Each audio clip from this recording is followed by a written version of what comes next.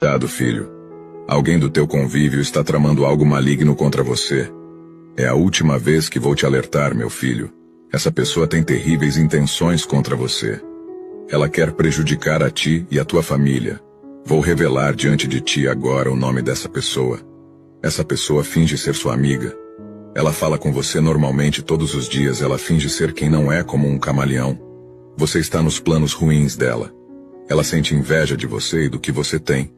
O plano dela é que você não tenha. Que você não seja ninguém e que não conquiste teu sonho.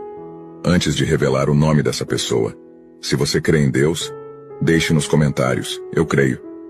Curta esse vídeo e salve esse vídeo para voltar aqui e dar seu testemunho.